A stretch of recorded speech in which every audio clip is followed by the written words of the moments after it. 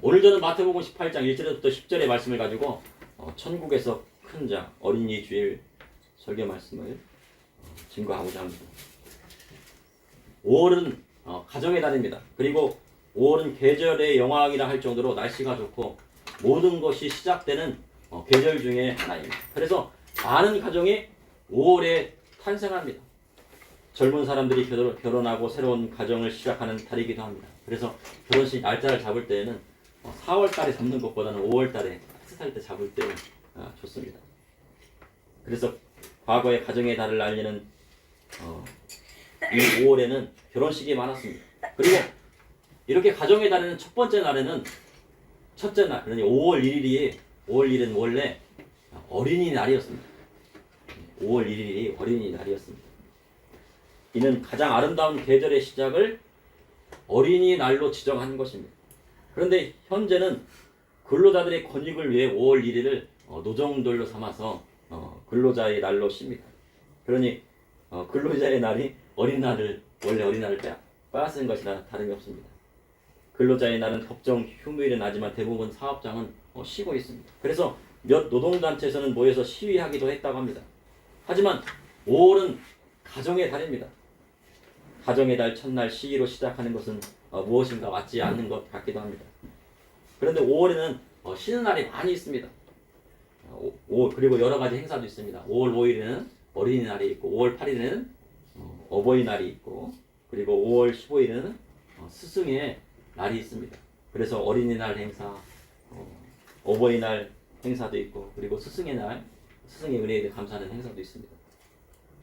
어린이날을 지정하게 된 계기는 1919년 3.1 운동을 계기로 어린이들에게 민족 정신을 심어주기 위해 1923년에 방정환 선생님께서 일본 유학생을 중심으로 5월 1일을 어린이날로 지정을 했다고 합니다. 그래서 그랬다가 1927년에 5월의 첫 번째 주일에 어린이날로 변경하여서 5월 5일을 어린이날로 지정하게 되었습니다.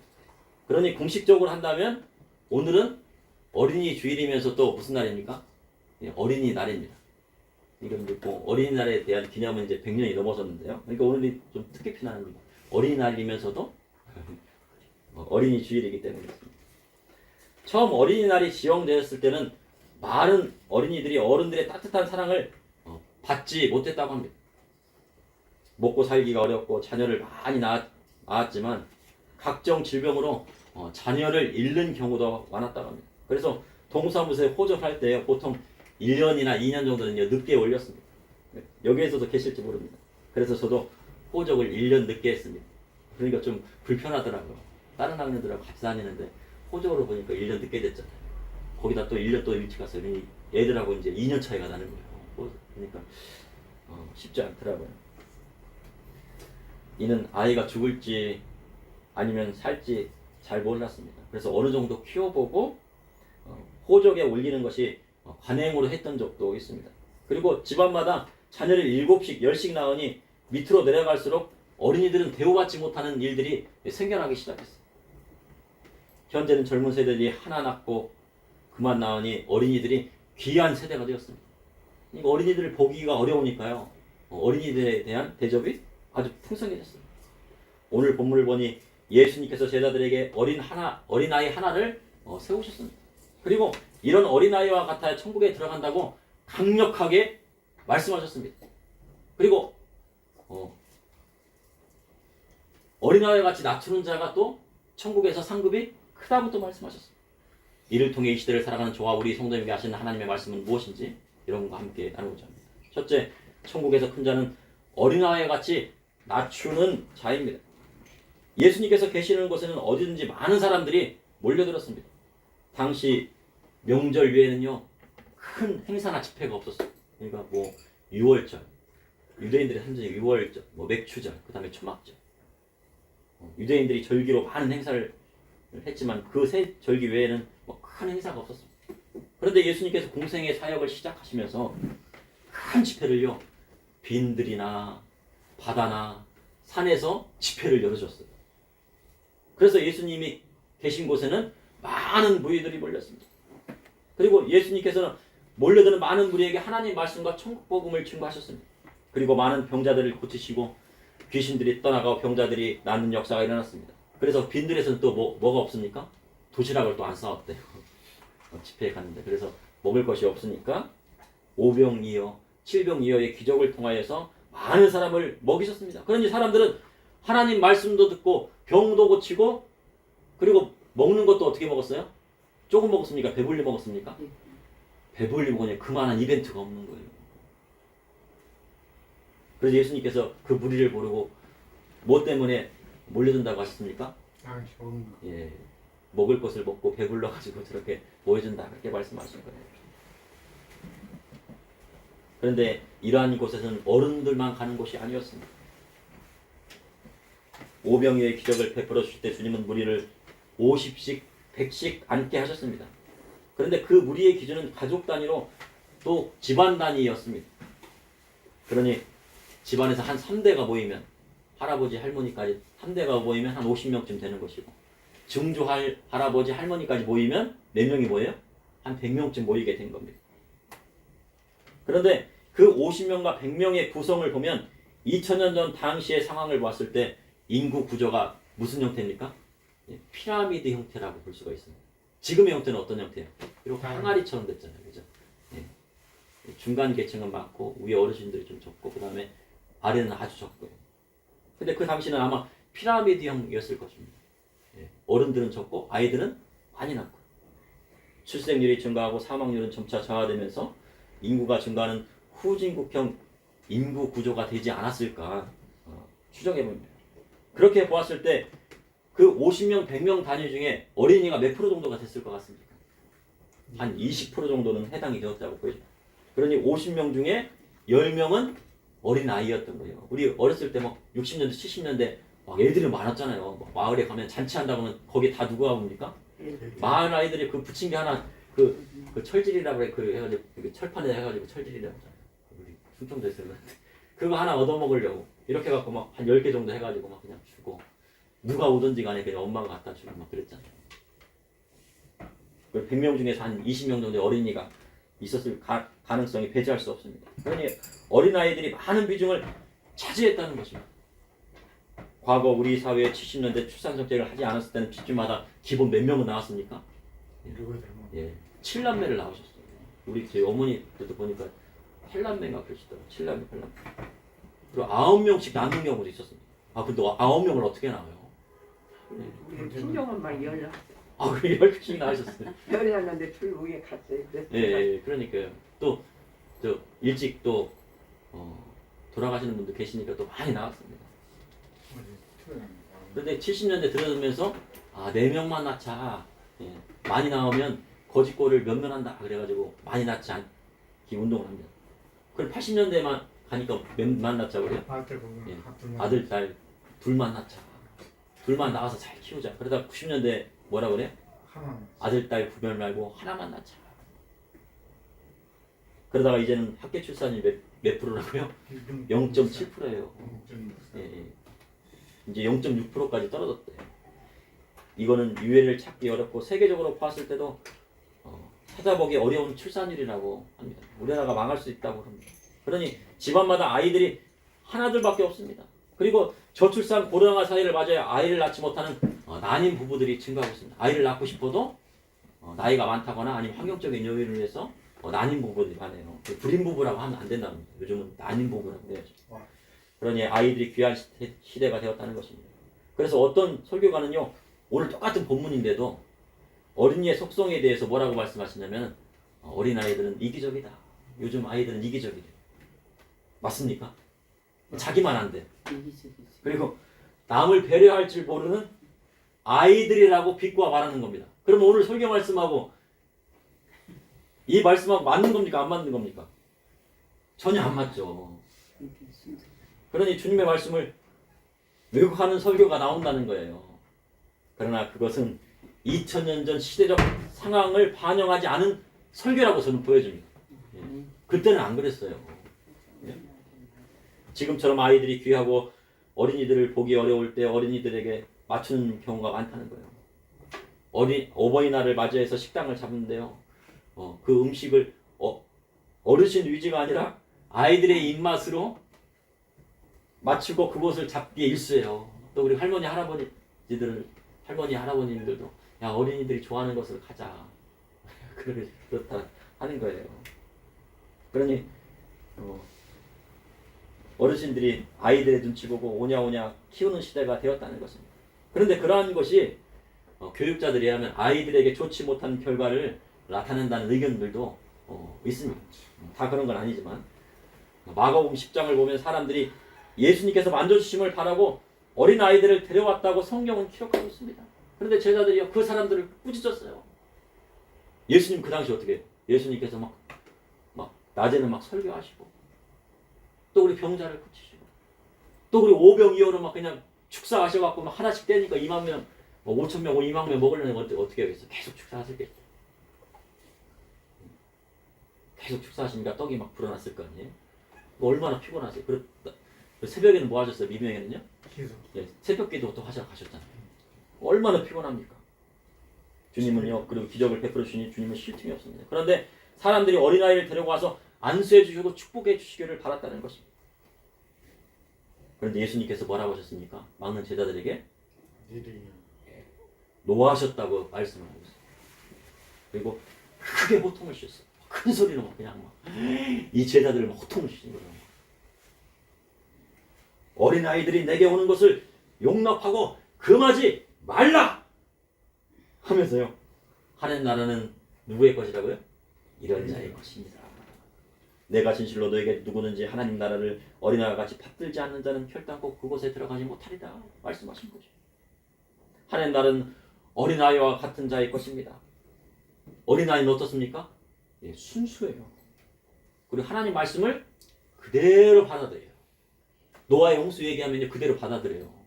아니 어떻게 그런 일이 있을 수가 있어? 노아의 홍수가 하나님께서 창조하셨다고 하면 그걸 그대로 믿어요. 원숭이가 사람이 되었다는 것은 틀리다. 어떻게 원숭이가 사람이 되고 조상이 될 수가 있느냐? 그걸 그대로 믿어요. 그리고 불평불만하지 않습니다. 어린아이들을 12살이 되기 이전에요. 부모님이 그 어린아이를 그 품에서 안아서 키우게 되면요.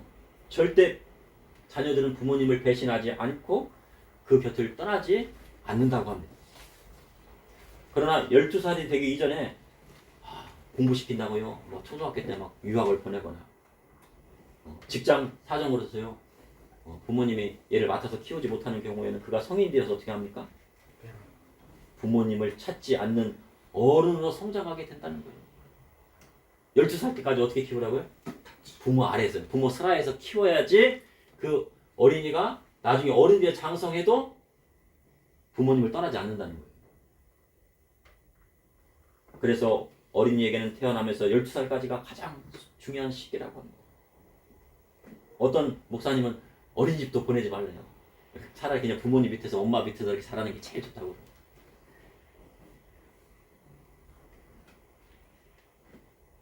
그때 부모님 옆에서 있어야 건강한 어린이로 자라는 것입니다. 아무리 미국 유학이 좋다지만요. 초등학교 때부터 기러기의 아빠로 부모가 되게 되면은 아이가 커서 부모를 떠나 부모님을 찾지 않는 세대가 되고 마는 거예요. 그래야면 어떻게 됩니까? 자녀를 어디에 빼앗겠습니까? 세상에 빼앗긴 거예요. 세상 교육 시켰더니 나중에는 누구를 찾지 않아요? 예. 자기를 낳아주신 부모님을 찾지 않더라 이거예요. 아버지 어머니를 찾지도 않고 봉양하지도 않고 좋은 거 갖다 드리지도 않고 하더라 이겁니다. 우리의 신앙도 마찬가지입니다. 늦은 나이에 예수님을 믿을 수 있지만 어릴 적 신앙을 가지게 되면 평생 그 신앙 안에서 떠나지 않는 것입니다. 그래서 예수님은 어린아이 때가 얼마나 중요한지 알고 계셨어요. 어린아이 때가 지나면 세상 물정에 빠져서요. 신앙을 가지기 어려운 때가 온다는 것을 주님은 알고 계셨습니다. 그래서 우리 주님은 어떻게 했습니까? 어린아이를 어떻게 하셨다고 했어요? 데리고 왔는데. 예. 그냥 죽고 계셨습니까? 예. 어린아이를 안아주셨다고 해요. 안고 안수해서 축복해 주셨다고.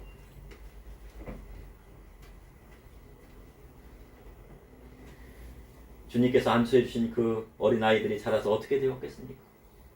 예.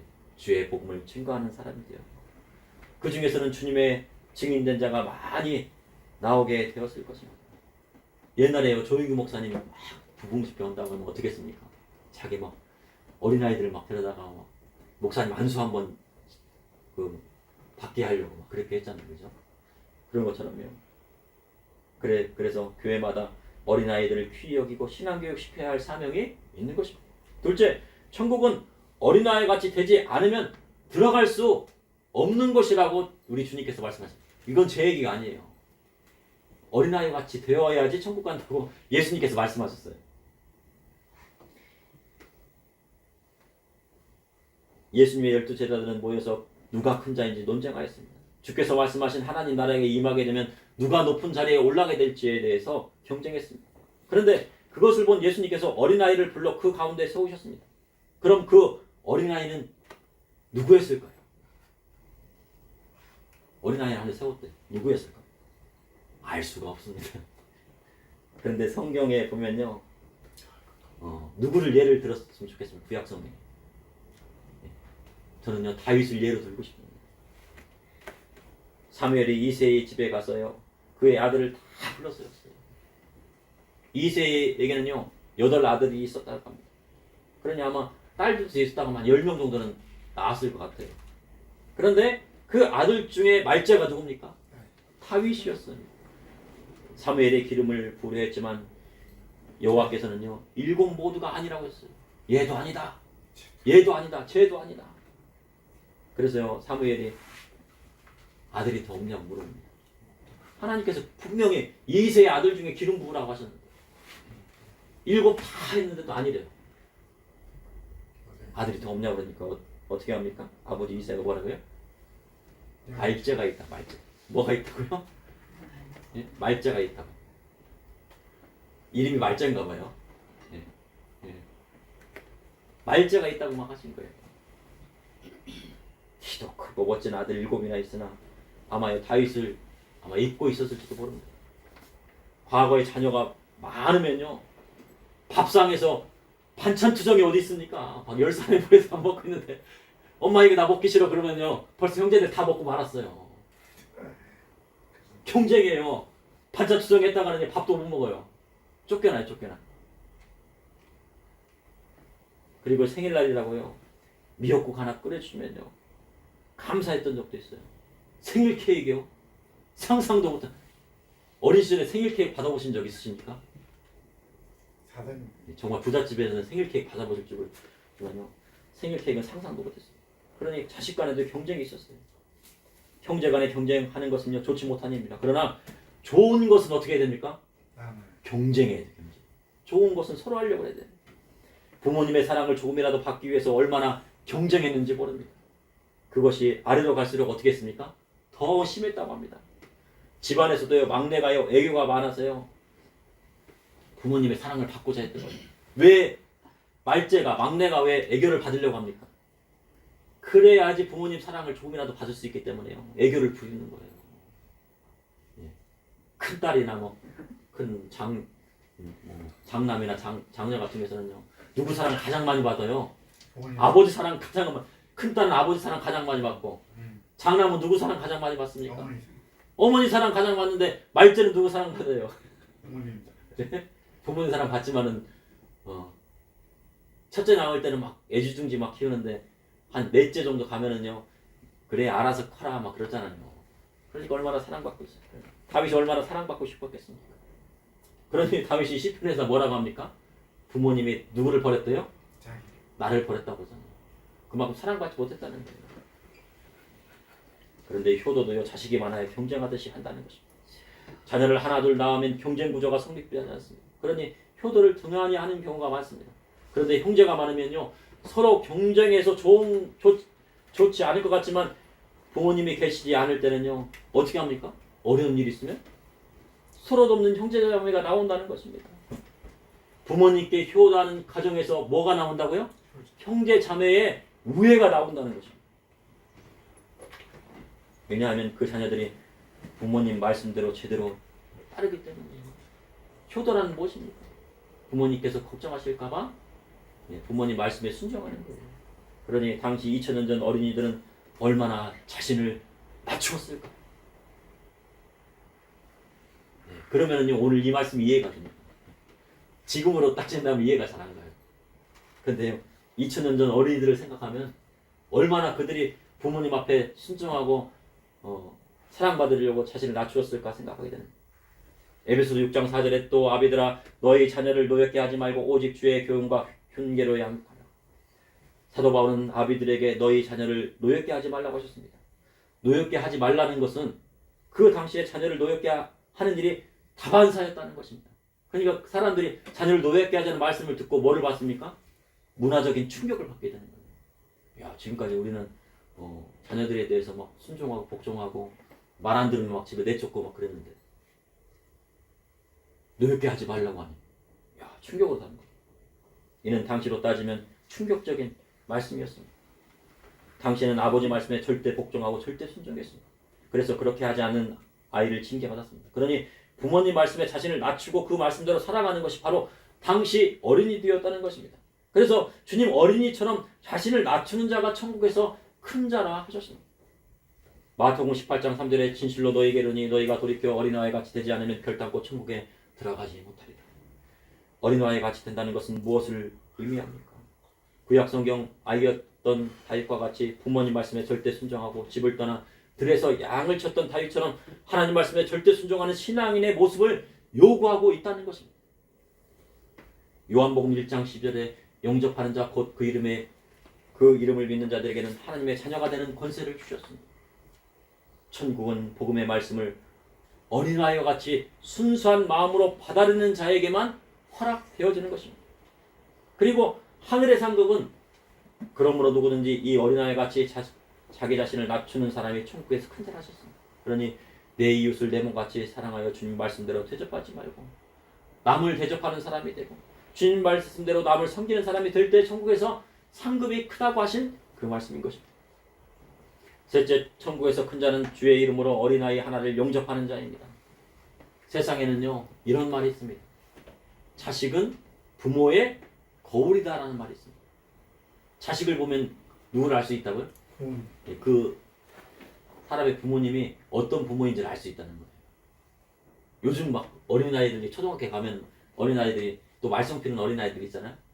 그 어린아이들을 보면은 누가 보여요? 예, 부모님을 보이게 돼요. 이는 자식의 모습이나 행동을 보면 그 부모를 알 수 있다는 말이에요.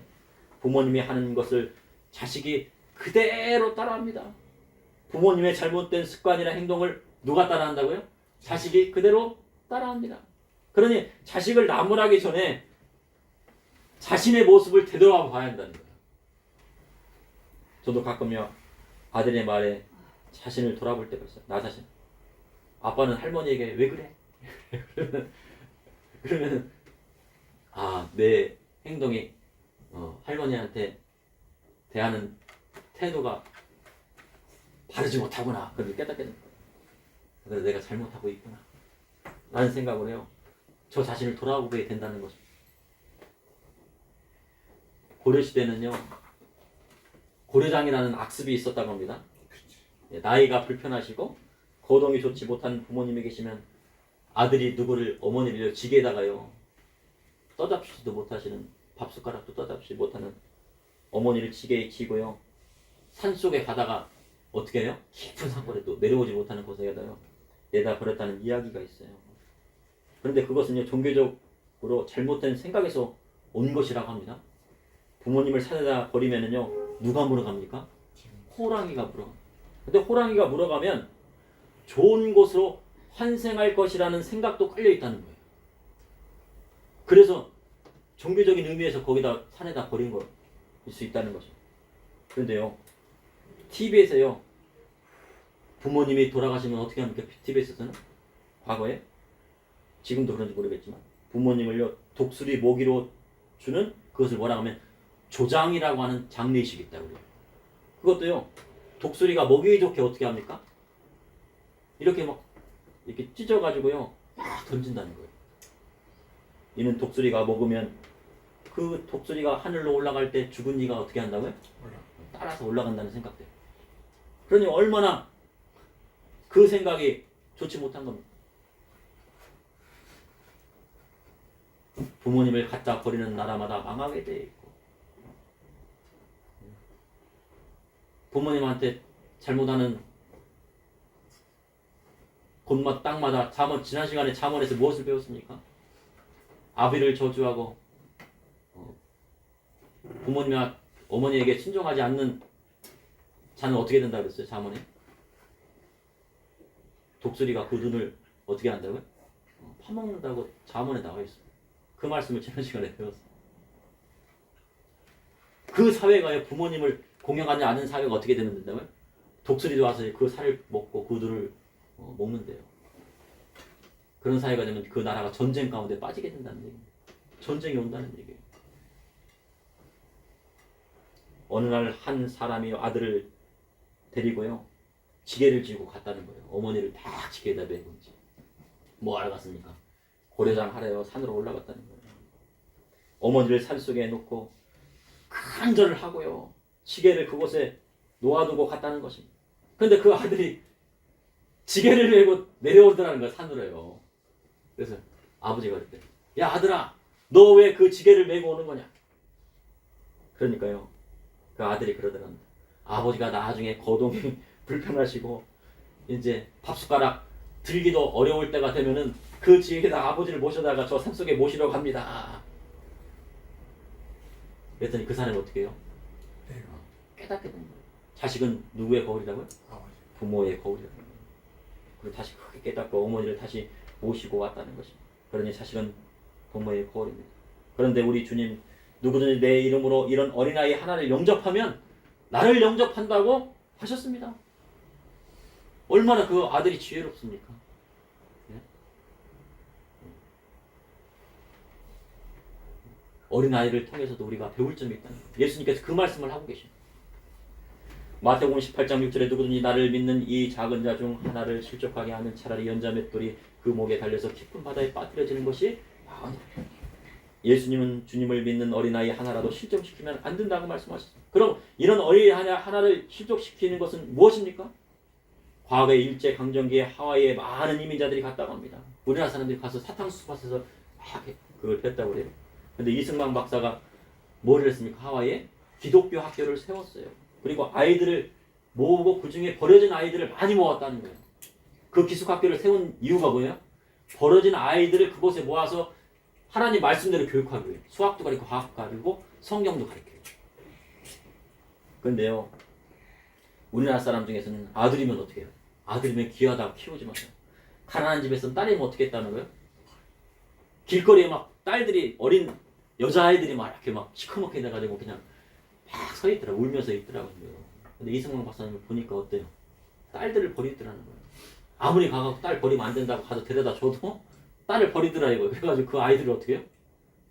데려다가 하나님 말씀 가르쳤다는 거예요. 딸 버리는 건 뭡니까? 어린아이 하나 실족시킨 거잖아요. 실족시켰는데 그 아이들을 데려다가 하나님 말씀대로 가르쳤으니 얼마나 큰일을 한 것입니까? 그러니 이승만 박사가 나라도 세울 수 있는 자격이 있는 겁니다.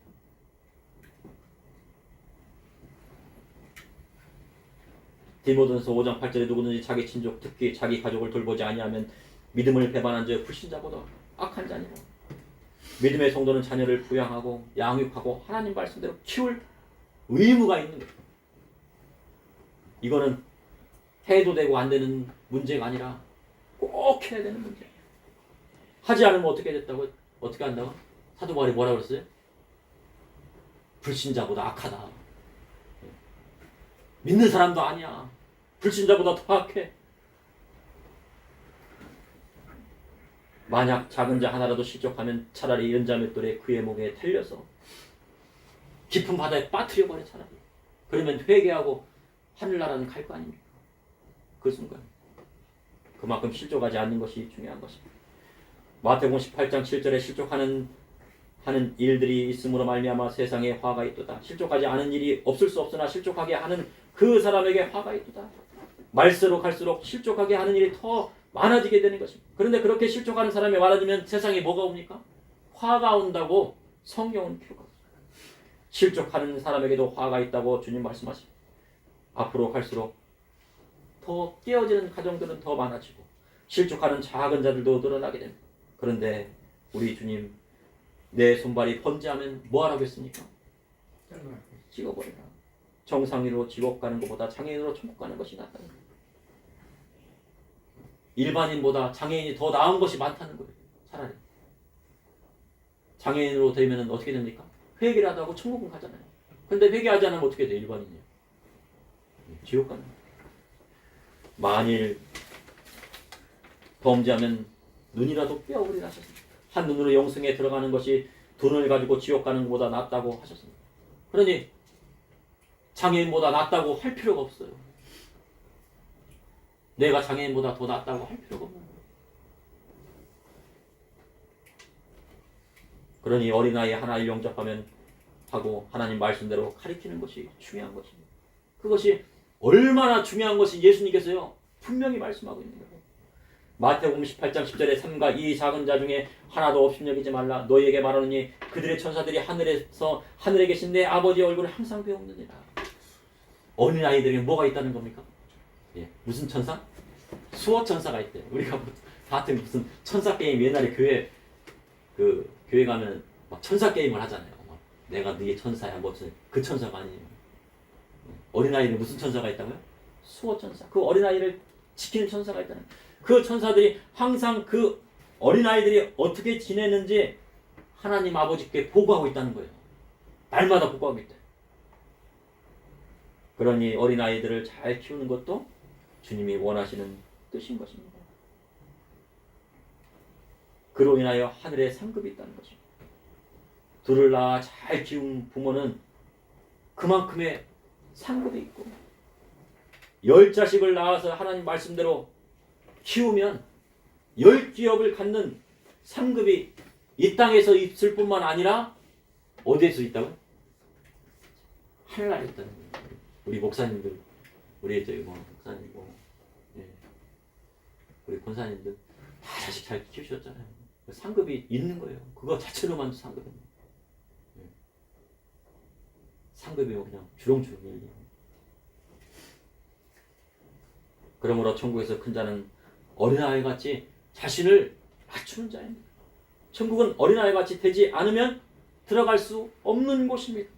천국의 큰 자는 주의 이름으로 어린아이 하나를 영접하고 그 어린아이를 하나님 말씀대로 가르치고 양육하고 하나님 백성 될 수 있도록 하는 그것입니다. 잠시 기도하시겠습니다. 사랑해 주님, 오늘도 감사합니다. 오늘 어린이의 주의를 통하여서 하나님 말씀을 배우게 하여 주시니 감사합니다. 아버지 하나님, 어린아이에게도 아버지의 배울 점이 있고 아버지 하나님 어린아이를 통해서도 하나님 나라의 진리를 깨달을 점이 있음을 깨닫게 하여 주심을 감사합니다. 아버지 하나님, 어린아이와 같이 순수하게 우리 주님을 따라서 주님을 영접하고 주님 말씀대로 나아가서 천국에 꼭 들어갈 수 있도록 인도하여 주시오. 아버지 하나님, 어린아이와 같이 자신을 낮추고 남을 섬기는 자가 되어서 하늘나라 하나님 나라의 유업을 받게 하여 주시고 또한 천국의 상급도 많이 쌓을 수 있도록 저와 우리 성도님들 인도하여 주시옵소서. 예수님의 이름으로 기도합니다.